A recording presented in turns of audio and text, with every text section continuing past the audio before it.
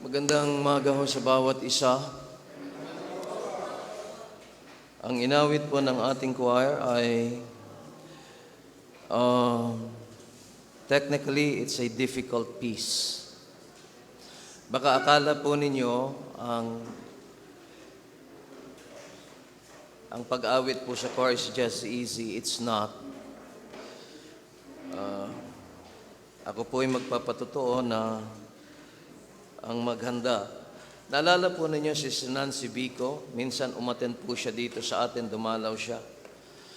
At sabi niya sa akin, Pastor Tim, it's an ordinary Sunday, but your choir sang as if it's a anniversary celebration.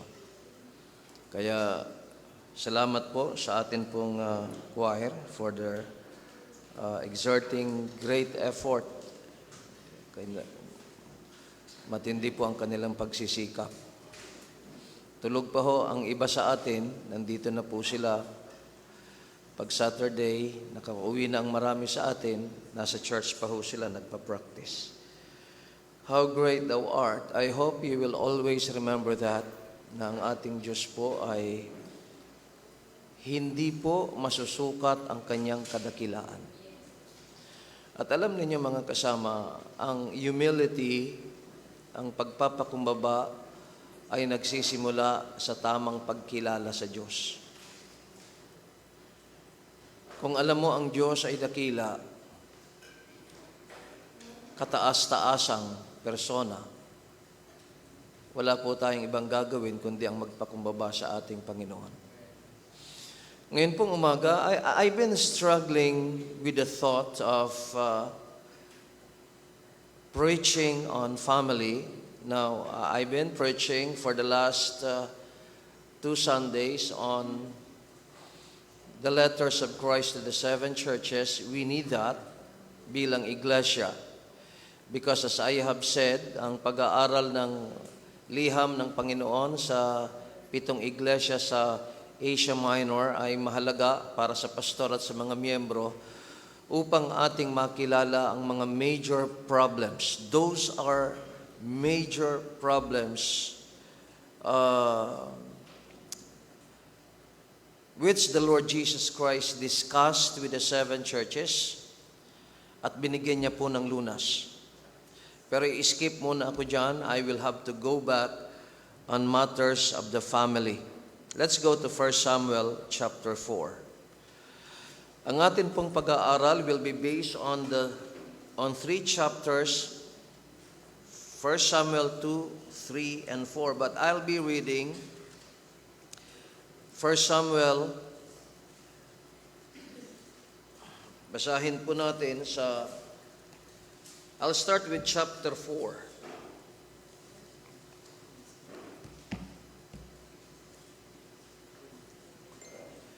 Ako po ay nagpapasalamat na dito po sa ating church, distance is not an issue. Yan hong layo ng ating pinanggagalingan, hindi po issue. Mayroon tayo mga kapatid na nanggagaling pa po sa Tarlac. And every Sunday, they attend worship service. Ako po ay nagpapasalamat na even ang inclement weather is not a hindrance to us. Dahil kahapon, kahit na po maulan, marami sa ating mga kapatid ay dumalo sa atin pong breakfast prayer meeting. And that's a good sign of maturity.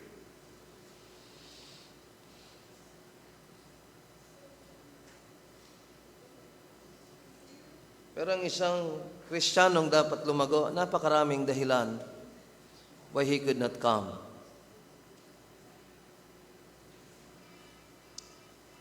Let us go to 1 Samuel chapter 4. Dali lamang po.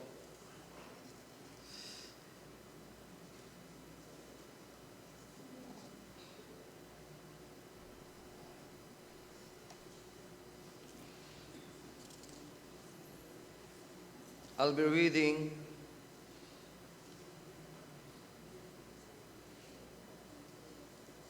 verse 11,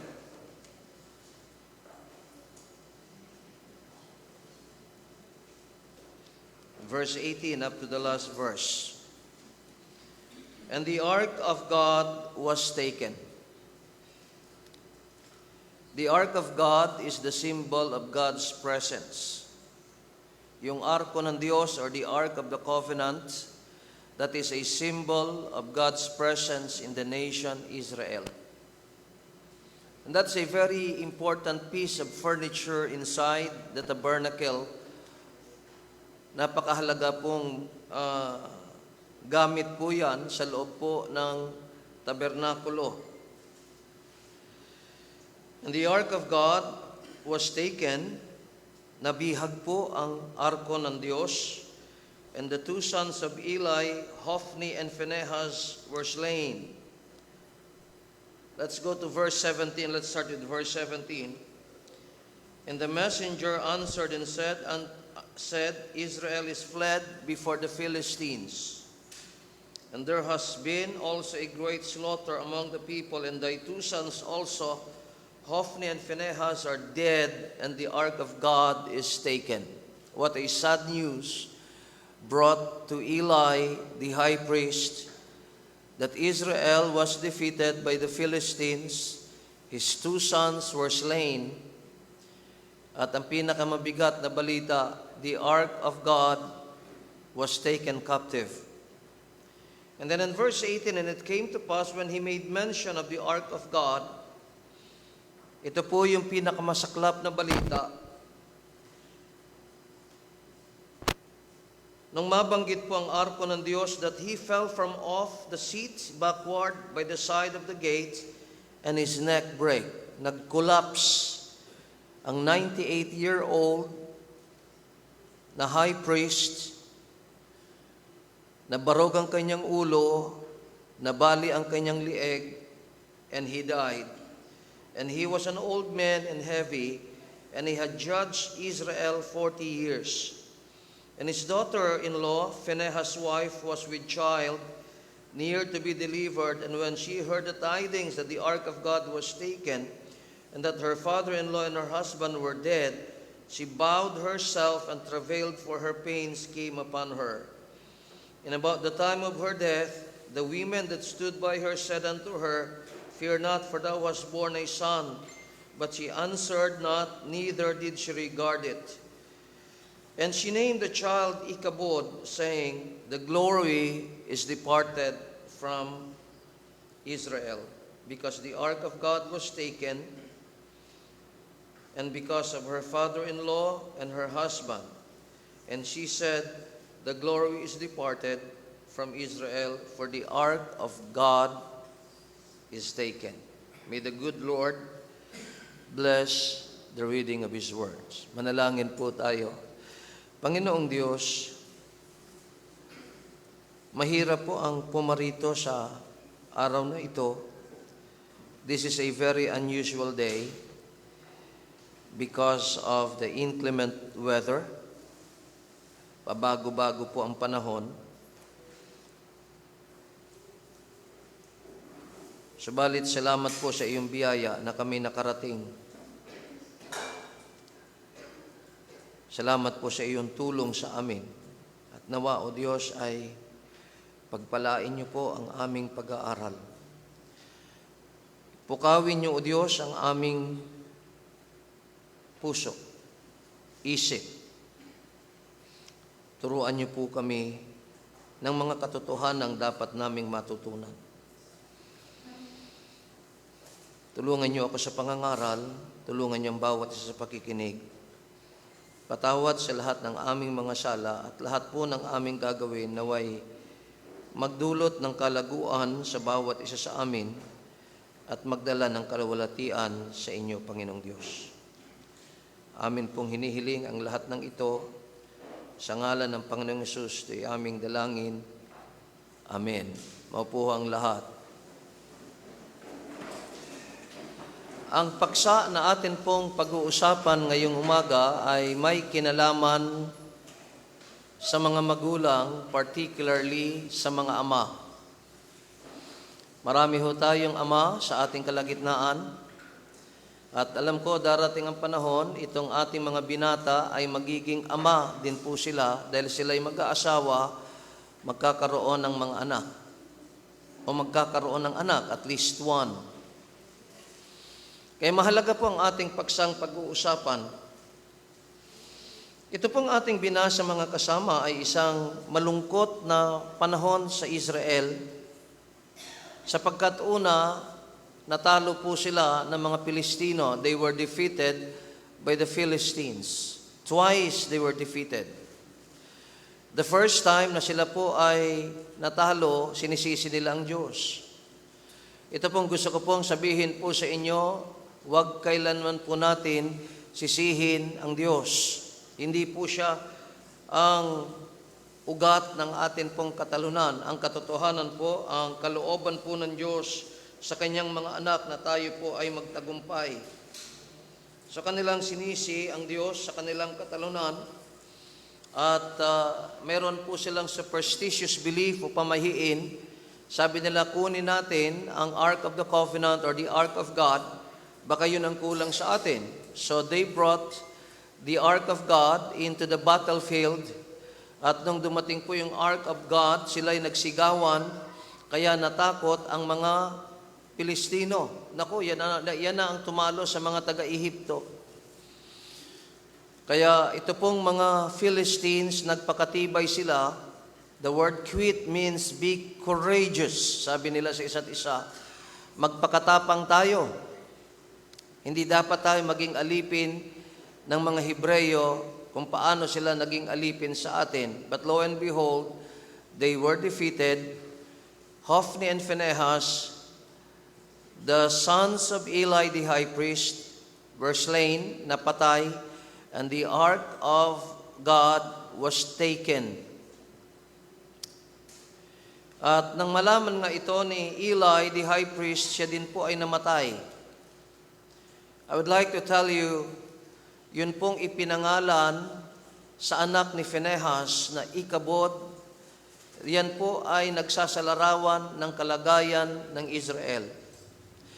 The most frightening thing na mangyari sa isang mananampalataya ay ito, ang iwan tayo ng Diyos dahil sa ating kasalanan. Kuminsan napakapalalo natin na parang napakahalaga ng ating panahon para sa ating sarili, na yung ating panahon para sa Diyos ay minamaliit natin. Alam nyo, ang araw po ng pagsamba, hindi po dapat natin pinababayaan. Kahapon, narinig ko na mayroong order kay Sister Mariel today. But I told Sister Mariel, don't do any business on Sunday. Because Sunday is the Lord's day. Your mind must be focused on God, not on your business. At sabi ko, bigyan mo ng limitasyon. Sunday is the Lord's day that belongs to God. It does not belong to us. It is not the time for us to do business. It is not time for us to go to our jobs. It is the Lord's day. God is the most important person in our life. Kaya ito pong salita, Ikabod, the glory of the Lord is departed. The presence of God was departed from Israel. And what was the reason? It is because of their sins. Dahil sa kanila pong mga kasalanan. And here is the thing now. This is a national news. A bad news. A national bad news about Israel. Pero gusto ko pong makita ninyo ang isang bagay. Itong national failure started in the very home of Israelites, particularly the home of Eli. Yun hong malaking balita patungkol sa Israel, yung kaguluhan sa Israel, ang katulunan ng Israel, nagsimula po yun sa isang ama. At yan ang dapat nating pakatandaan mga kasama, ang mga problema sa kalsada nagsimula sa tahanan. Kaya it is good for us this morning to look at ourselves, fathers and mothers. Ako po ay namamanhikan sa inyo, huwag tayong maging palalo sa ating pagiging mga magulang na para bagang tayo ang may kapangyarihan sa buhay ng ating mga anak kung bakit sila tumitino. Alam niyo, totoo niyan mga kasama, tayo po, inaangkin natin ang credit kung bakit matitino ang ating mga anak. Pero paano pag masasama ang ating mga anak? Do you blame yourself? Except the Lord build the house, they labor in vain that build it. This national failure started in the failure of a father. At yan po ang gusto nating mapag-aralan. Ang atin pong pag-aaralan ang mga kasalanan ng isang ama. Are you conscious that we fathers ay merong nagagawang kasalanan? At yan ang ating pag-aaralan. In particular, titingnan po natin ang mga kasalanan ni Eli. Now, sino po si Eli, mga kasama? Well, una sa lahat, gusto ko pong makita niyo si Eli, isang Israelita. He is an Israelite. And he was the spiritual leader of Israel when they were in Shiloh. Ang Shiloh po, ito po yung parang intermediary place going to Jerusalem. Nasa kalagitnaan po ito, mga kapatid. So Eli is no ordinary person. At yun nga, dapat alalahanin ng sino mang mga leaders ng church or spiritual leaders na ang kauna-unahang dapat atupagin natin, pag ministeryohan natin ay walang iba, kundi ang ating pamilya, ang iyong asawa, at ang iyong mga anak. Sa Biblia po, yan po ay isang malaking requirement na ang magpapastor, una niyang napatunayan ang kanyang kakayahang mamuno sa iglesia ng Diyos sa kanyang tahanan. Would you please go with me to 1 Timothy chapter 3 and verse number 4. Nung itinuro ko po ito sa mga pastor last week, sabi ko, I would like to make an admission, a confession of my failure. Alam niyo mga kasama, sa kagustuhan po nating makatulong sa mga pastor. May mga pagkakataong nagkulang po ako, that I had overlooked, akin pong pinalampas, tiningnan ko ng palampas ang mga qualification ng isang dapat na maging pastor. Look at 1 Timothy chapter 3, verse 4, one that ruleth well his own house, having his children in subjection with all gravity. Ano po ang isang katangian ng isang magpapastor? Ano ang isang spiritual leader? Isang tao na pinamamahalaan ng mabuti ang kanyang sariling tahanan. One that ruleth well his own house. Now, what is the evidence na yung isang pastor, na yung kandidatong maging pastor, ay napamunuan niya ng mabuti ang kanyang tahanan? Yung sumunod na bahagi, having his children in subjection with all gravity. Na ang kanyang mga anak ay sumusunod sa kanya na mayroong dignidad. Hindi dahil kanyang tinakot,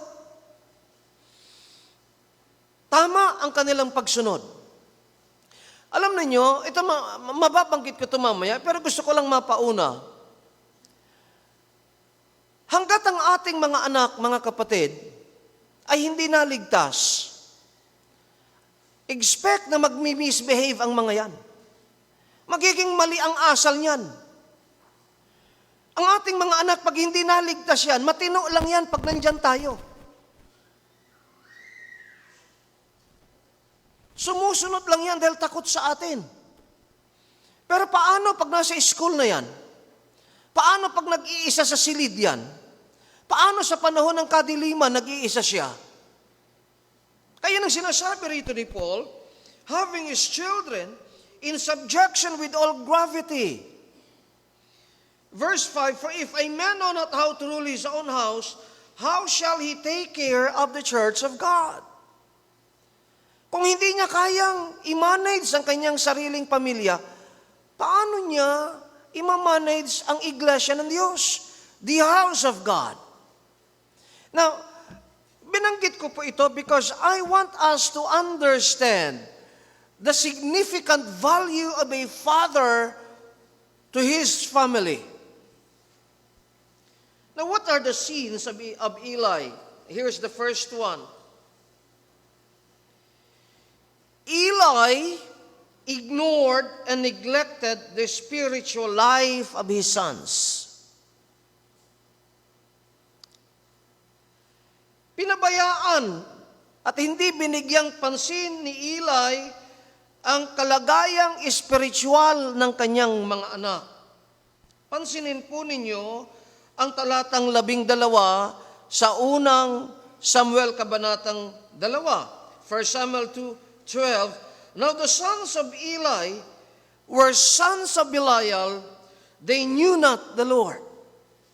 Now Eli was the father of two sons here, si Hophni and Phinehas, and they were supposed to be his successors. Itong dalawang anak na ito, si Hophni at Phinehas, sila po ang tinitingnan na magiging kapalit ni Eli pag siya ay namatay. But it is so shocking to know the description of the Bible about these two men. Tinawag sila na sons of Belial, ibig sabihin they were worthless men and they do not know the Lord. It is just like ang buhay ng mga batang ito. I would say, para po silang nasa kalagitnaan ng malinis na lawa ng tubig. Subalit, bagamat nandun sila sa gitna ng malinis at sariwang tubig, ang nakalulungkot mga kasama, sila'y nauuhaw. Hindi po sila na umiinom sa tubig ng katotohanan. Now look at the description of Eli's son. Let's go deeper here. They were sons of Belial. Sila po ay mga anak ni Belial. Ano po ibig sabihin ng Belial? Ang ibig pong sabihin ng Belial ay worthless, mga walang kwentang tao. Mga tao na ang buhay ay walang halaga, na ang mga pananaw at paniniwala at prinsipyo sa buhay ay puro lamang kahangalan. At ang sabi po rito mga kasama, they were like chaff.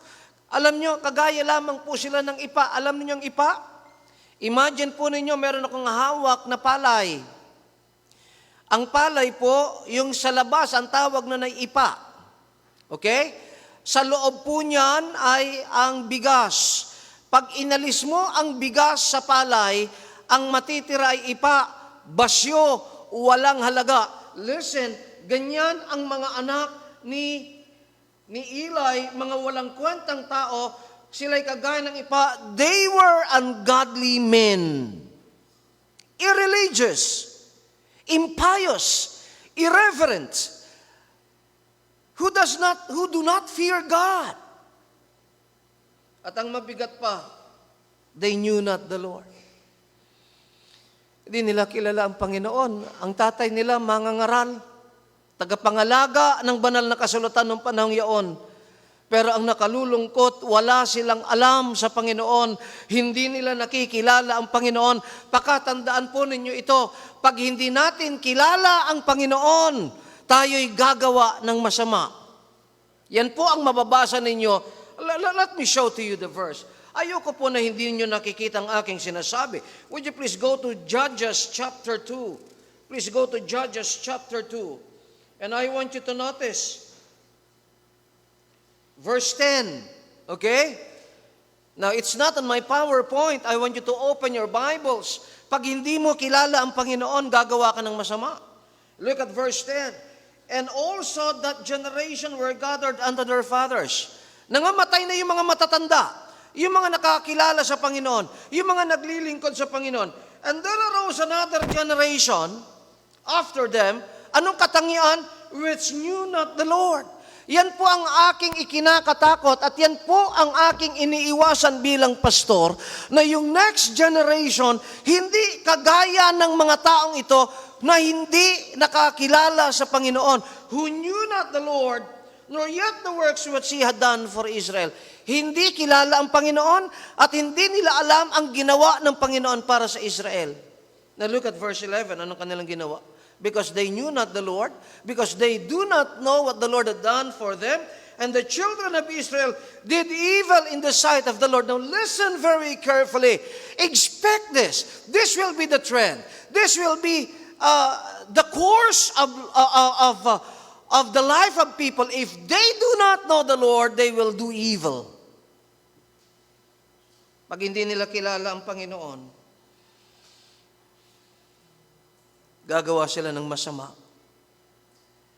Alam nyo, ito pong buhay na ito na ating nakikita, this description, this kind of character, can you go to the next line, is the result of parental failure. Sa totoo lamang mga kasama, marami hong tungkulin ang mga magulang ipinasa na natin sa ibang tao. Halimbawa po, sino ho talaga ang guro ng ating mga anak? Originally, magulang. Pero anong ginawa ng mga magulang? Pinagkatiwala na natin sa mga public school teachers, sa mga private school teachers, ang pagtuturo sa ating mga anak. But the original system, ang mga magulang ang nagtuturo sa mga anak. Kaya nga po, dahil ang magulang nagtuturo, kung ang magulang ay karpintero, ano ang anak? Karpintero. Tama? Why? Because the teacher of the children are their parents.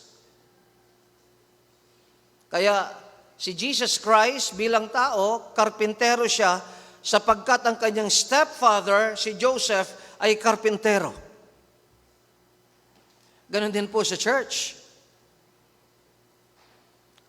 Hindi naman totally mali yung inyong sinasabi na sumbong kita kay pastor.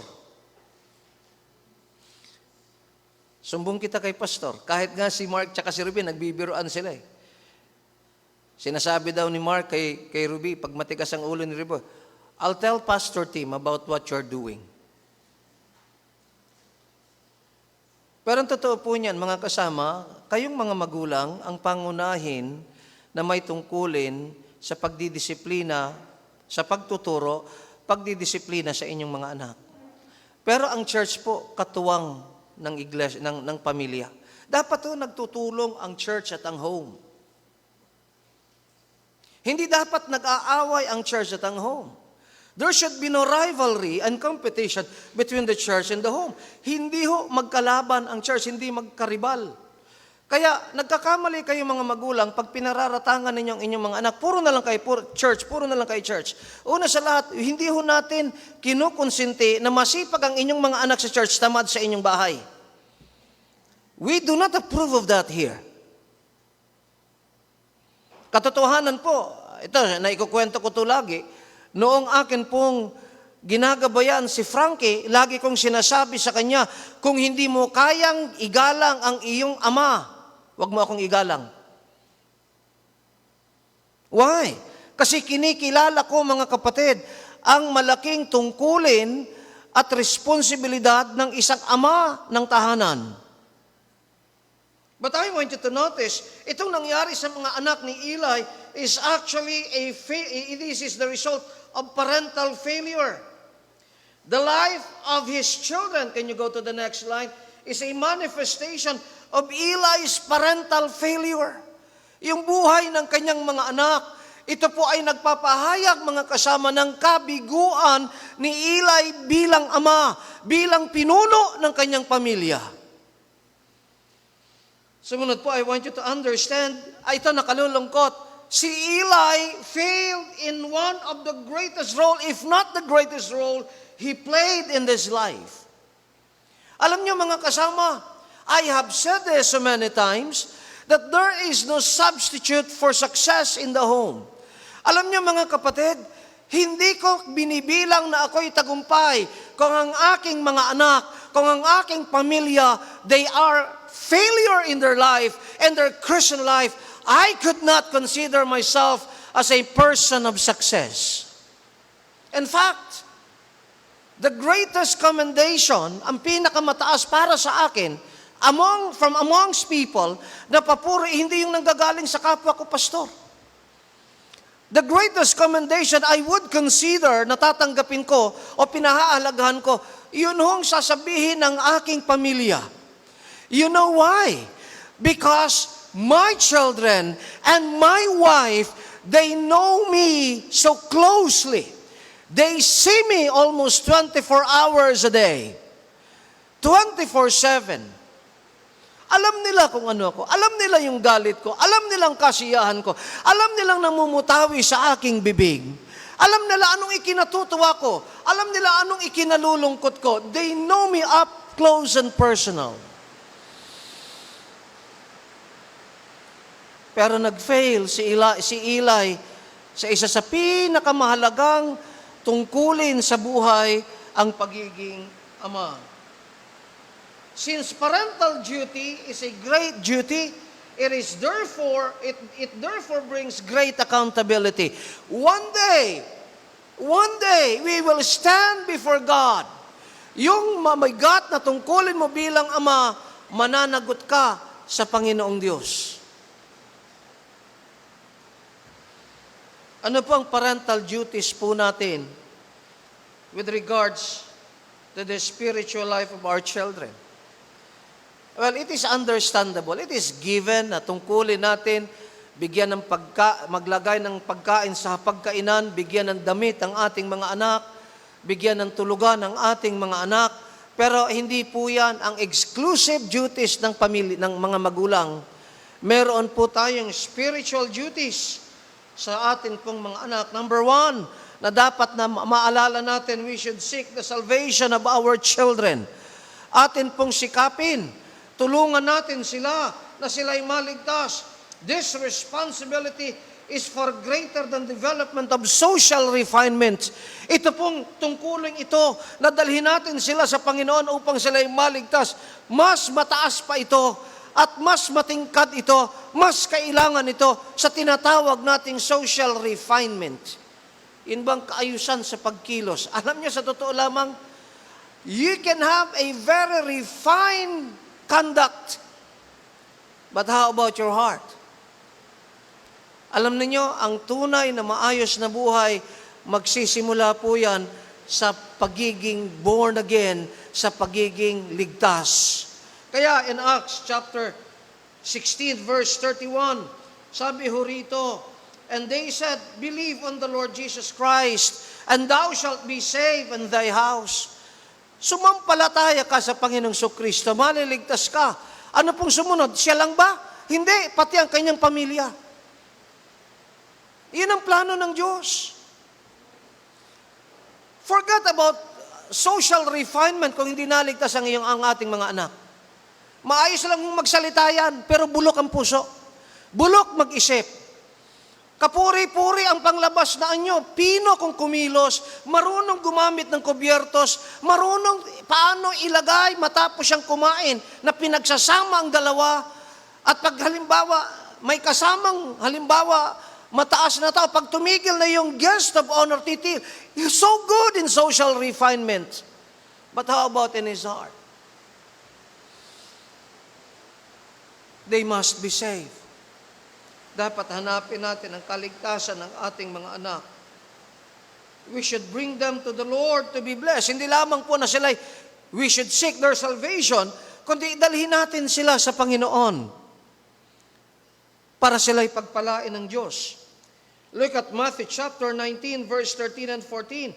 Then there brought unto him little children, that he should put his hands on them and pray. And the disciples rebuked them. Narito yung mga magulang.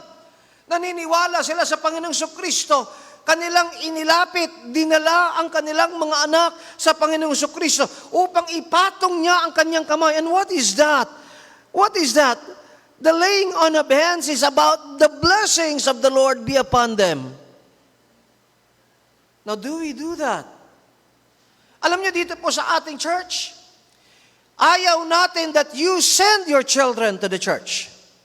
You bring them with you to the church. Kasi pag sinabi mo, punta kayo sa church, ikaw hindi ka sasamba. We don't allow that. We discourage that.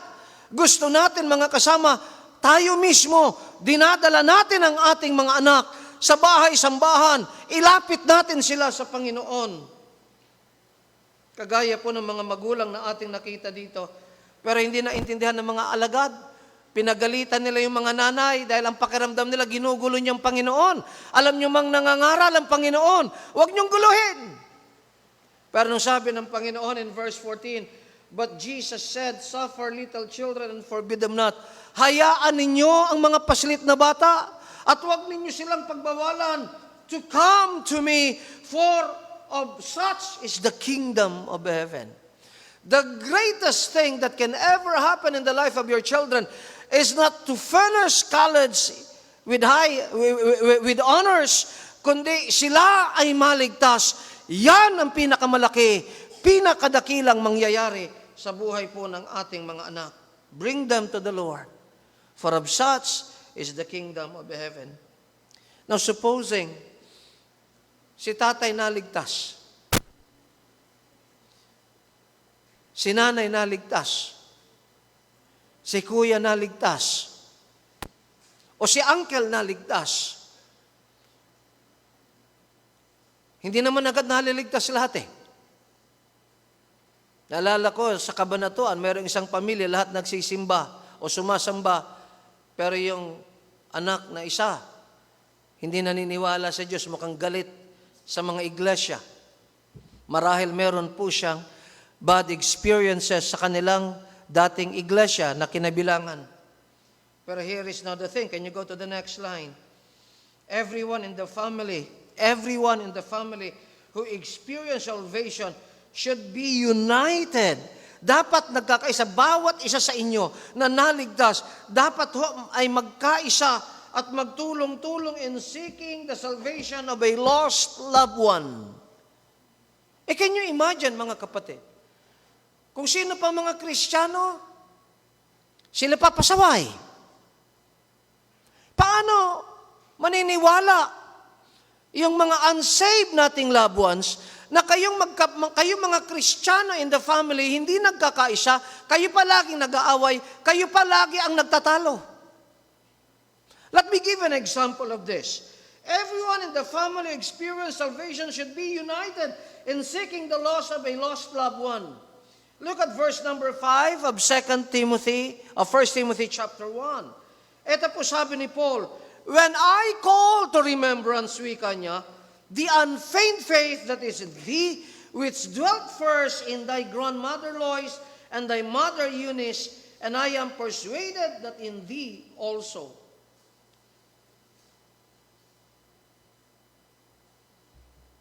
Pag aking naalala, ang tunay na pananampalatayang nasa iyo, Timoteo, sabi ni Apostol Pablo, na unang nanahan sa iyong lolang si Lois at sa iyong inang si Eunice. At ako'y kumbinsido na nasa iyo rin. Nakita po ninyo mga kasama, 3 generation ang inyong makikita doon po sa angkan nila Timoteo. Una sa kanyang lola, Lois, sa kanyang ina, si Eunice, and then kay Timothy. Iyan ang ibig ko pong sabihin. Naligtas si lola, naligtas si nanay, magtulong si lola at si nanay upang si Timoteo ay maligtas.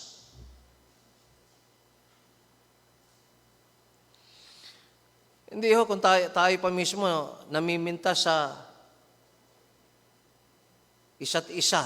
Alam nyo, to be honest, when I was growing up, of course, mga tao naman ho kami. Malaking pamilya ho kami. Ako'y lumalago na po. Meron ho mga tisod na o nakakatisod akong ugali at mga nakakatisod na ugali ng aking mga kapatid.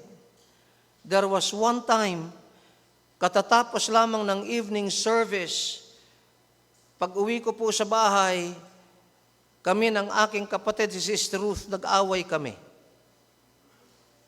Nag-away kami. It was so bad na nagkabukol ako. Mayroon siyang hawak. Alam nyo, hindi pa naman uso dati ang tabo na plastic eh. Ang tabo dati, yung mga lata, di ba? Tama? Nag-away ho kami, may hawak siyang tabo, ipinukol niya sa aking noo.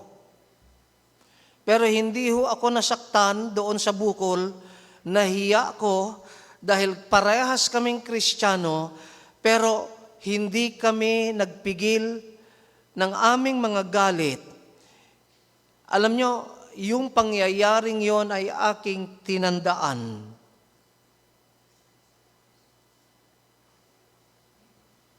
Kuminsan po, pag nag-aaway ang aming mga aso, di ba nagbibiro ako?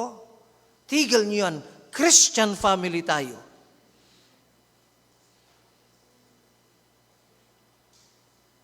Kaya kailangan po tayong mga tatay patuloy sa pagtuturo. And I would like to remind the parents,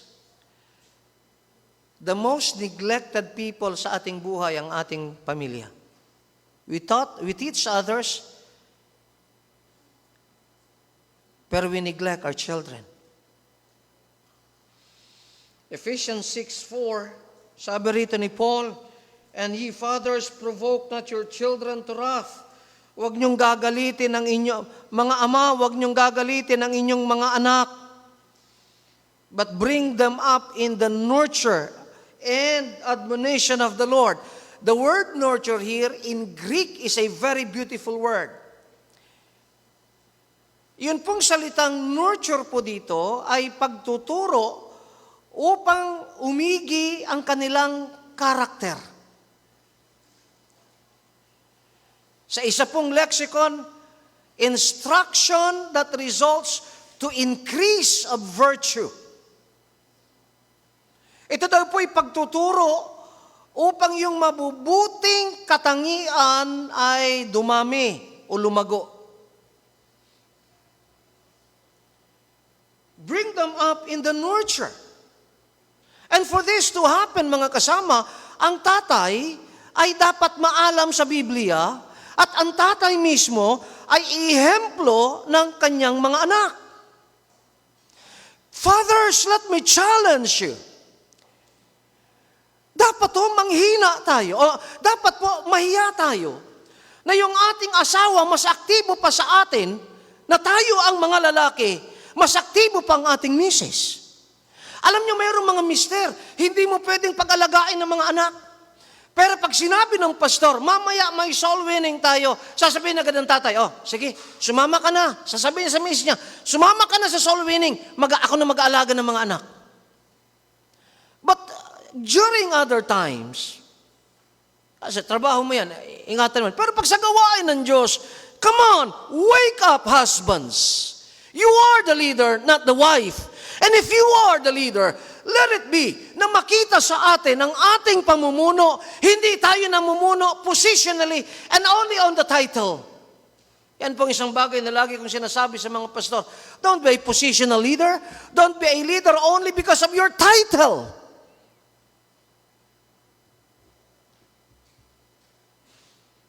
Hindi lamang po in the nurture, the development of character, the increase of virtues, also in the admonition of the Lord.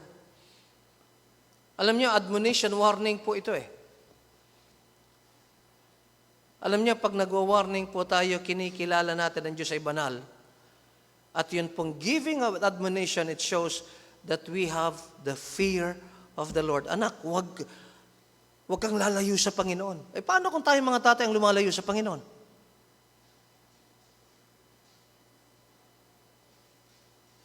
Alam niyo, huwag kayong maglingkod when it is comfortable only. Ang paglilingkod at pagsamba, commitment yan.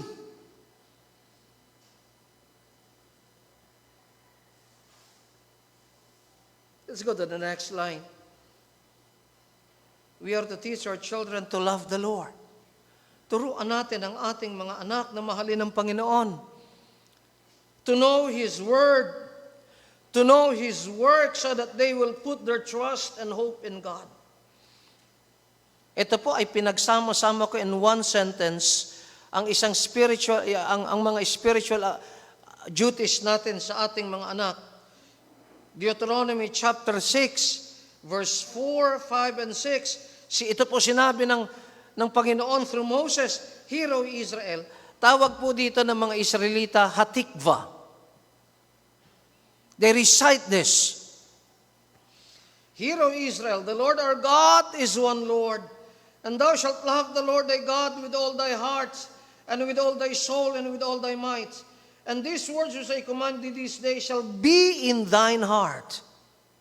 Ibigin mo ang Panginoon mong Diyos. Una, pagkilala muna sa Panginoon. Si Yahweh na ating Diyos ay isang Panginoon.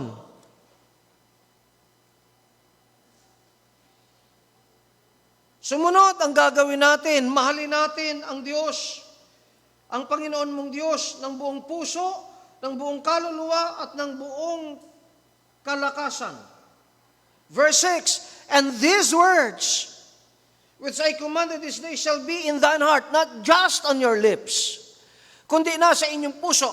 Pag nasa ating puso, mga kasama, number one, ang ibig pong sabihin, it is life-changing. If it is in the heart, it will affect your entire being. And look at verse 7.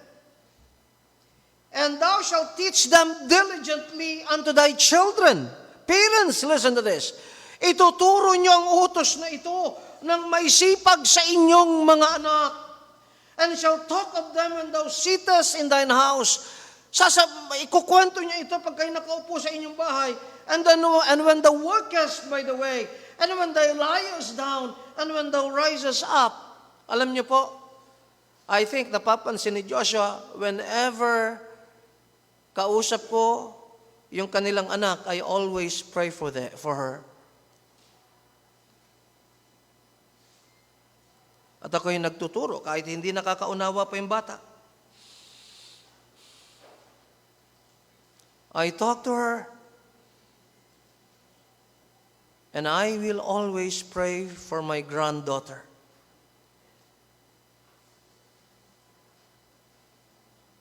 When thou liest down, when thou risest up, and thou shalt bind them for a sign upon thine hand, and they shall be as frontlets between thine eyes, and thou shalt write them upon the posts of thy house and on thy gates. Ituro natin ang salita ng Diyos sa ating mga anak, particularly the greatest commandment, and that is to love the Lord thy God with all thy heart, with all thy soul, and with all thy might. Sa Psalm chapter 78 naman po, verse 5 to 8, ito po sabi ng banal na kasulatan, For he established a testimony in Jacob. Siya'y nagtatag ng kasaysayan o patutuo kay Jacob, and appointed a law in Israel, which he commanded our fathers that they should make them known to their children. Siya po ay nagbigay sa Israel, nagtalaga ng kautusan sa Israel, at inutusan niya ang ating mga ama, sabi ni Haring David, na ituro ito sa kanilang mga anak. Listen, it is your responsibility to teach your children the Word of God.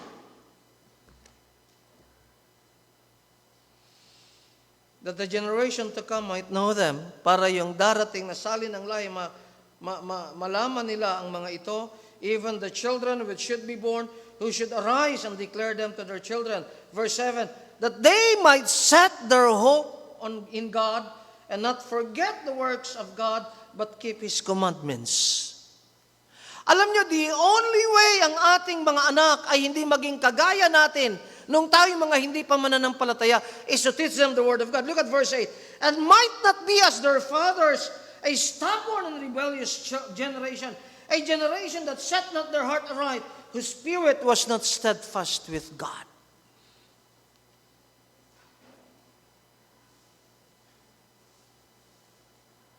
Huwag silang maging kagaya ng kanilang mga ama. Matitigas ang ulo, mapaghimagsik na lahi, Lahi na hindi tama ang puso at ang spirito ay hindi nagpapatuloy sa Panginoon. Ang spirito is so inconsistent. Alam niyo, dapat kilala po natin ang ating mga sarili. Sinasabi ko nga po sa inyo, kahit yung anak ni Josh at ni Den, naintindihan ko po yung bata. Somehow. Kaya sinasabi ko kay Josh, marunong gumamit ng iyak yan. Pag pinaliguan, pag may hiningi. Pero sabi ko, magbabago yan. Pero dapat niyong bantayan. Kasi alam niyo, yung tendencies makikita niyo eh. Ba't ko naiintindihan yon? Apo ko yun eh. Dapat kilala natin ang ating mga sarili. Dapat kilala natin ang ating angkan. Halimbawa po, alam ko ang angkan po namin, mga mayayabang kami.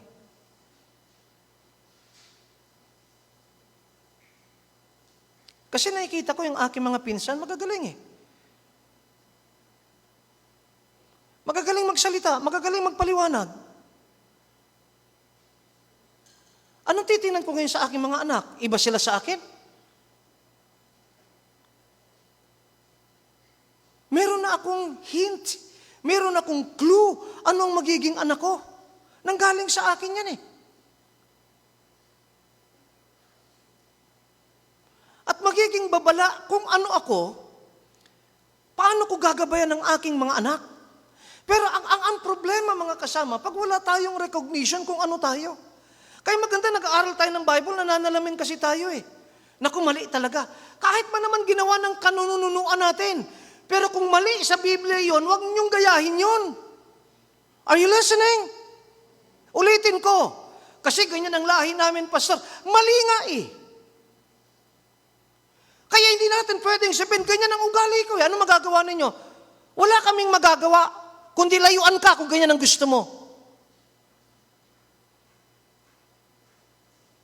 Hindi ba? Magtataka ka, ba't kayo lumalayo ang mga tao sa akin?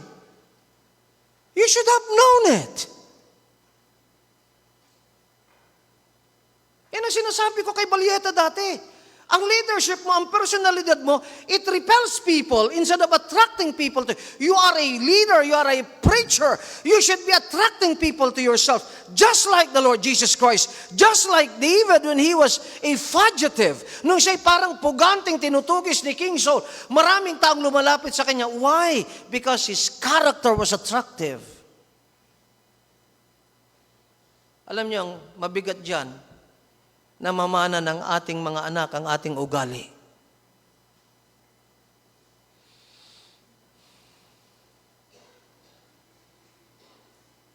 Look at your father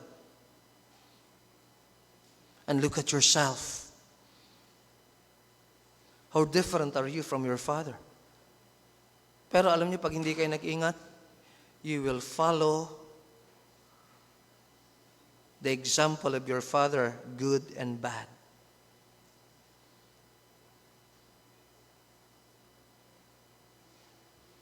Or to be general, your parents.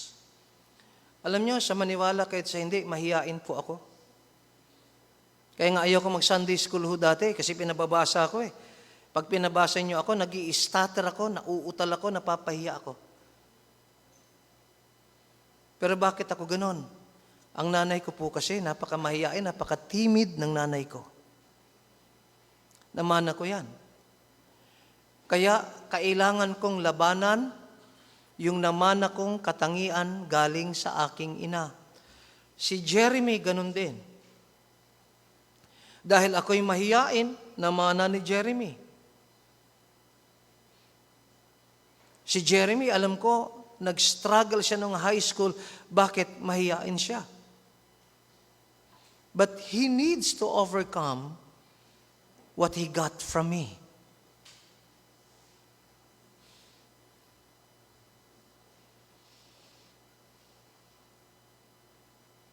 ang ating pagsasalita. Namamana ng ating mga anak yan. I'll go to the next. Another sin of Eli. Eli did not restrain his sons from committing sins.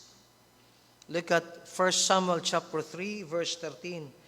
For I have told him that I will judge his house forever. Wow. Bigat to. Sapagkat sinabihan ko na siya na hahatulan ko ang kanyang pamilya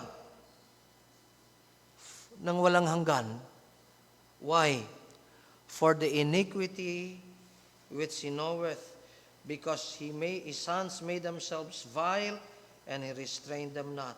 Tatlong bagay pang ating makikita patungkol kay Eli at sa mga kasalanan ng kanyang mga anak. Number one, he knew the iniquity his sons were committing. Alam niya. Yan ang sabi ng Panginoon sa pamamagitan ng isang propeta. For the iniquity which he knoweth, alam niya ang ginagawang kasalanan ng kanyang mga anak. Pero wala siyang ginawa. Number two, anong ginagawa ng kanyang mga anak? Because his sons made themselves vile.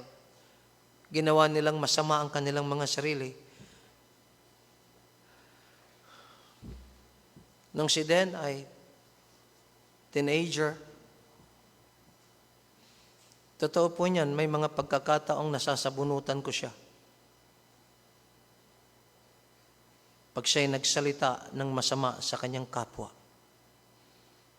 That's a big no-no.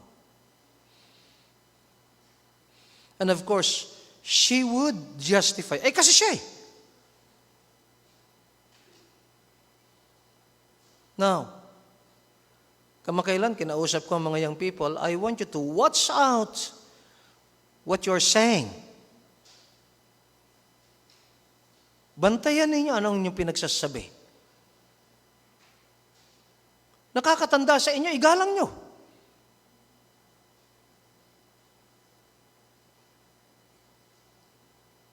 Huwag kayong magbitaw ng salita na walang pagalang. Uncle ninyo, igalang nyo. Tiyahin ninyo, igalang nyo. Lalo na kung magulang ninyo, igalang nyo. Alam nyo mga kasama, hindi natin dapat payagan ang ating mga anak na manglibak ng kapwa.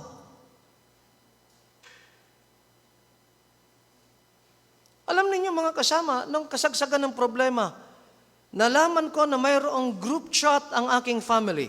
Hindi ako kasama. When I came to know about it, at nakita ko ang kanilang mga binibitawang salita, I shut it down. Samantala, ang kanilang ginagawa, they were doing it on defense of their father. In the defense of Mariel's spouse. Pero because it is wrong, because it is very un-Christian, I need to put my foot down.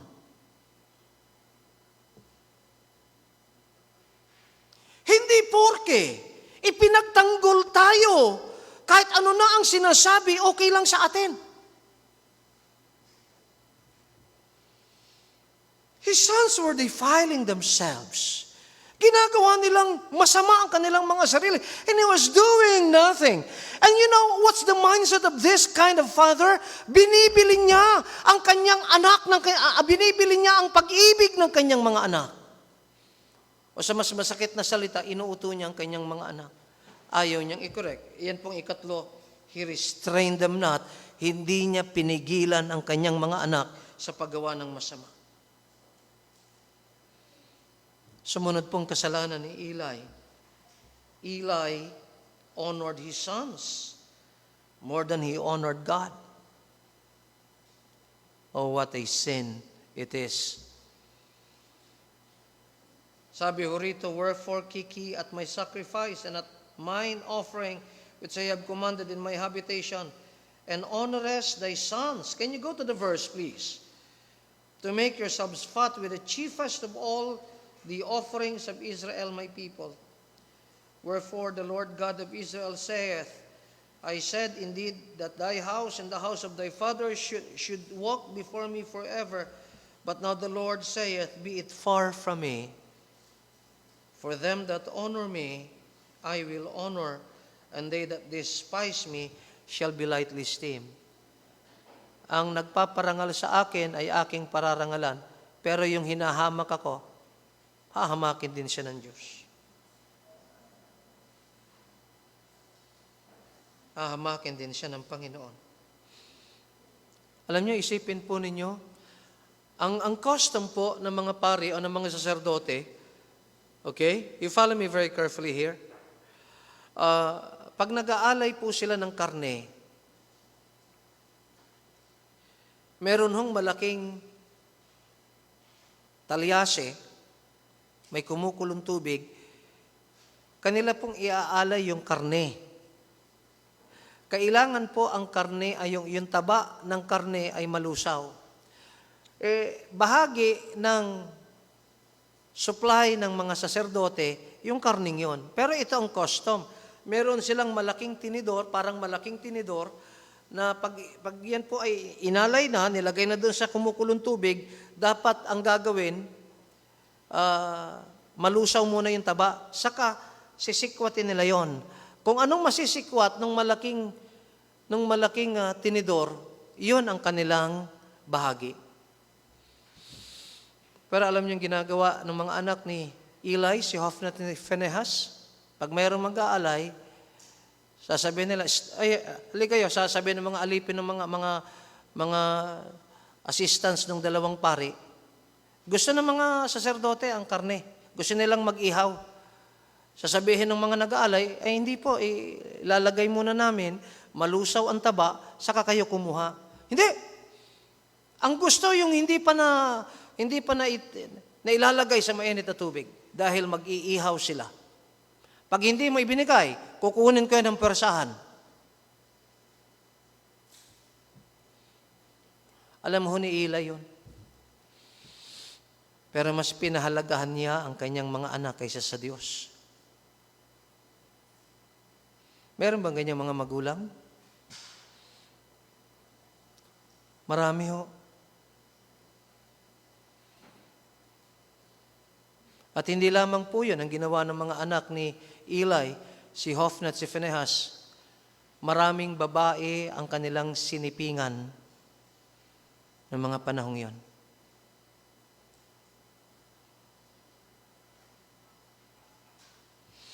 Honor God more than your children.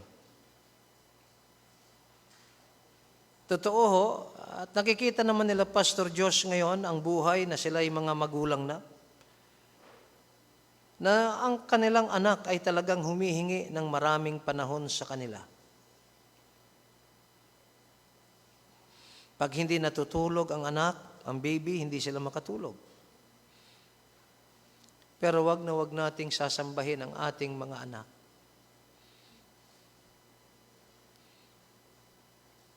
Do not honor your children more than you honor God, because that will lead to rejection from God. And let us see now, my last point this morning, the results of Eli's parental failure. Ano po ang naging resulta ng pagkukulang ni Eli? Number 1, Eli's sons troubled the congregation of Israel. Naging dahilan ng kaguluhan ng Israel ang mga anak ni Eli. Look at verse 17 on the second chapter. Wherefore the sin of the young men was very great before the Lord. Why? For men abhorred the offering of the Lord. Napakadakila ng kasalanan, napakalaking kasalanan ang ginawa ng dalawang anak ni Eli. Bakit? Ayaw na ng mga tao na mag-aalay sa Panginoon.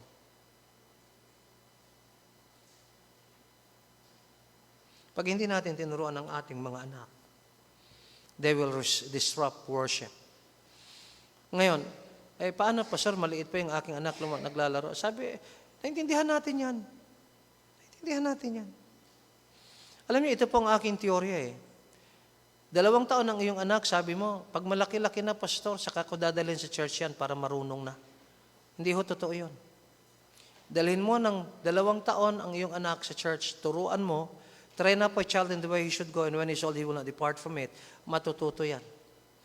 Kung dadalhin mo yan 8 years old na, doon ka pa lang din nagsisimula, ganon din yon. You better train up a child while he is a child in the way he should go.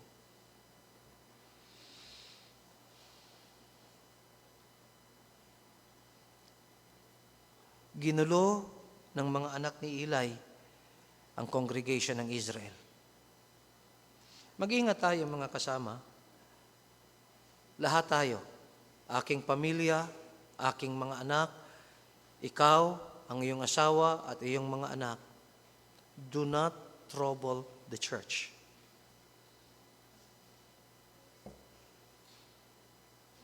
Do not.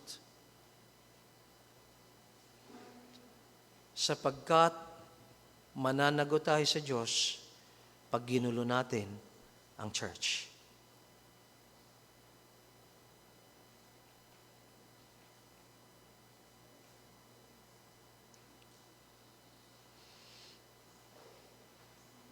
Pangalawa ho, eto masakit.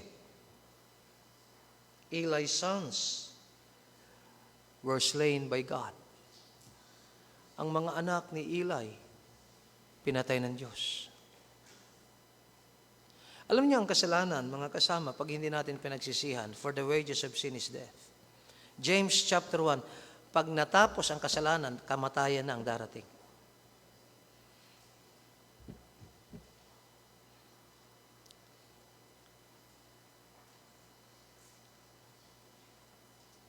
Yan po nakalagay sa chapter 4, verse number 11, and the ark of God was taken, and the 2 sons of Eli, Hophni and Phinehas, were slain.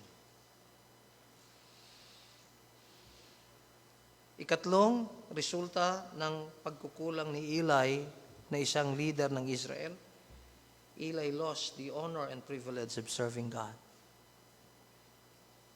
Nawala po kay Eli ang kanyang ministry. Kaya lahat ng pamilya ng pastor, makinig kayo ng maigi. You can cause the disqualification of your father who is a pastor.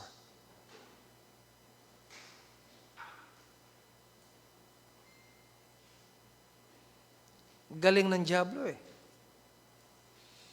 If he cannot hit the father, he will hit the children or the wife.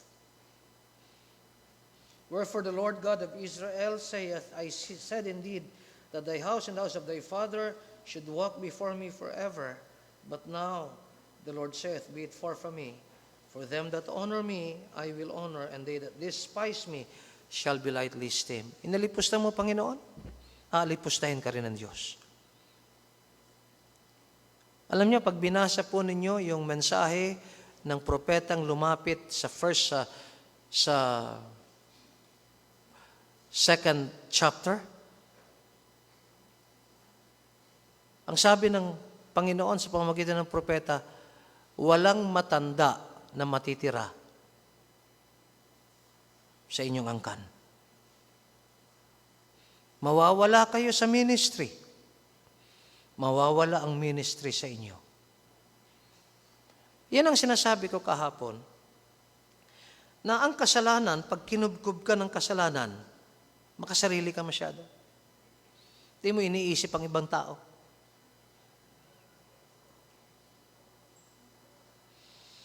Eli lost the honor and the privilege of serving God. And lastly, the Lord departed from Israel. Verse 22, and she said, the glory is departed from Israel, for the ark of God is taken. This national failure started in the home.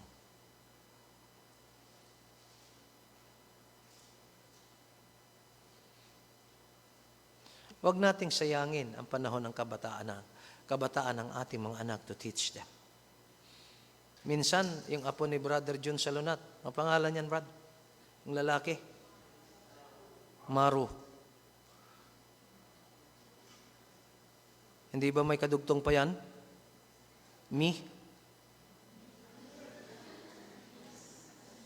O salita ng mga kuan, ng mga Hapon. Maru, dulo ko. Maruko. Di ba ang mga Hapon? Ang L ay R. Alam mo, Brother John, minsan kita ko yung apo. I took him and I prayed for your grandson. Kahapon naisip ko rin uli.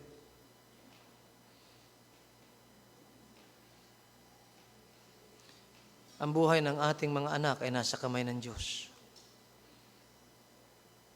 Magsakripisyo tayo mga magulang. Nagsa-Sunday school ba yung anak mo, Shen? Nagsa-Sunday school ba yan? Paatinin ninyo ng Sunday school. Inyong mga anak, paatinin ninyo ng Sunday school. Konting sakripisyo lang yan, mga magulang. Huwag kayong masyadong maniwala sa inyong sistema. Pasakop kayo sa sistema ng church.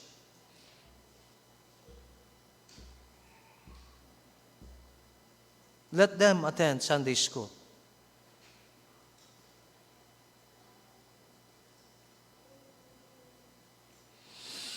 Hayaan niyo silang masanay sa church. Yung mga anak ni Aisa, hirap na siyang pauwiin yan pag naglaro. Tama, Aisa? At least it's positive na nag-i-enjoy ang bata sa church. Pag nilayo ninyo ang inyong mga anak sa church, kayo magsisisi. Babatakin nyo na yan. Let them enjoy to be in the church.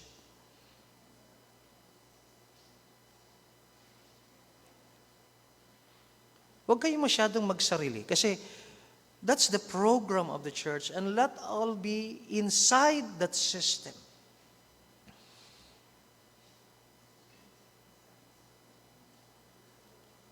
Alam niyo, sana nga magkaanak na Sister Mariel. Kami magkaanak.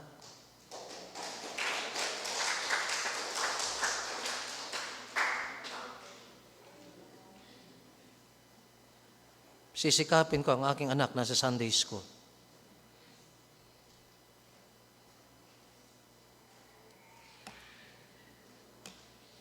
Konting sakripisyo lang po yun. I encourage you parents. Meron nga ditong kasama si Nanay Sule. Si Twine, tsaka sana yung si Tyne? Wala? Kasi siguro tagulan, okay? Nakikita ko yan every Sunday.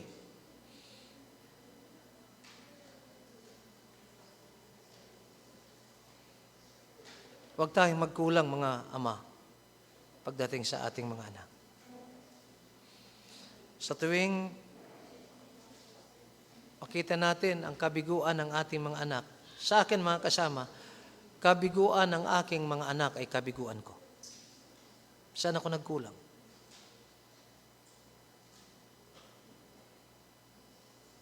Let's all stand, let's pray.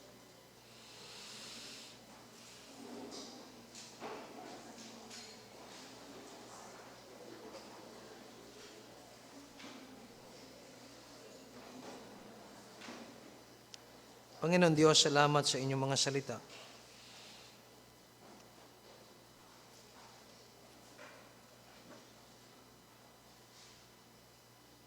Akin pong pinapanalangin ang mga ama at maging mga ina, maging maayos po ang aming buhay Kristiyano. Whether we like it or not, our influence is so strong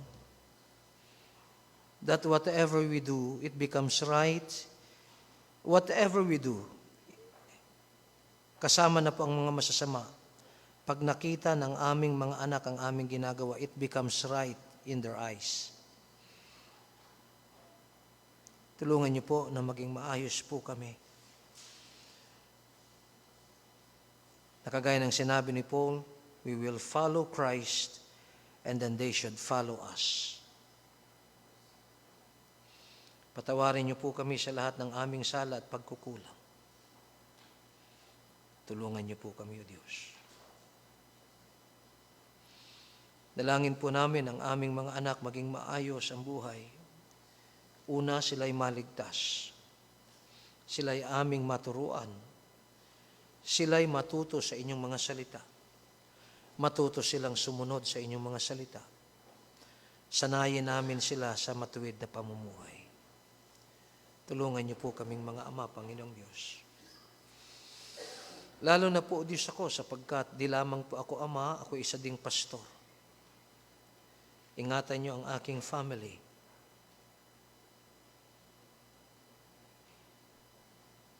Bakuran niyo po ang aking pamilya. Hindi lamang ako, ang bawat pamilya na kabahagi ng Grace Life, bakuran niyo po, Panginoon. Ingatan niyo po kami. In Jesus' name. Amen. Mawit po tayo. Shannon, did I give you an apostolic song? Okay, let's sing Rejoice in the Lord. No, Be Strong in the Lord. Let's sing that song. Be strong in the Lord.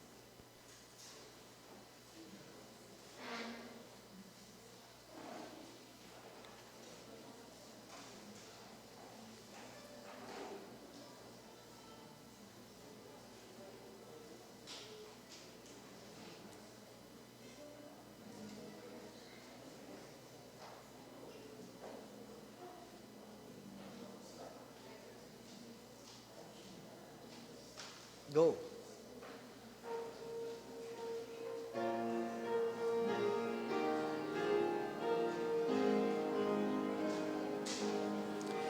Be strong in the Lord and be of good courage.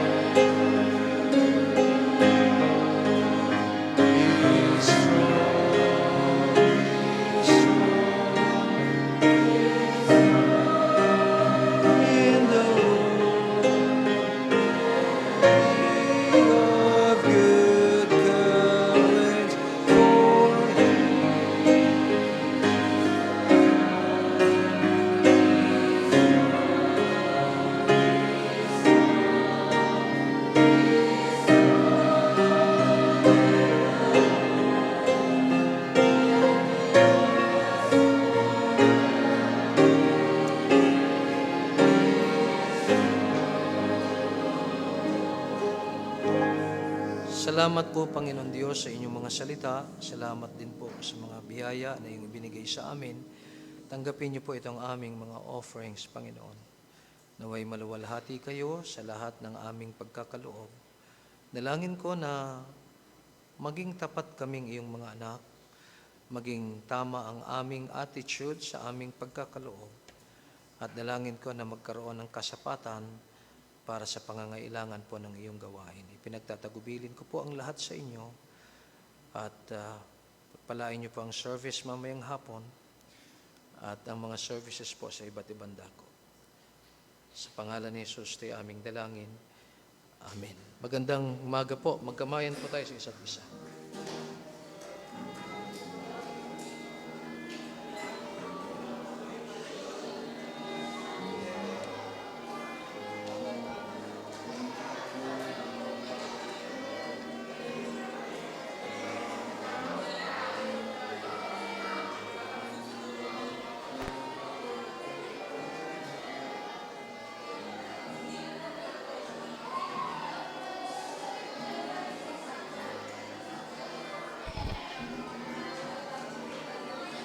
Hello.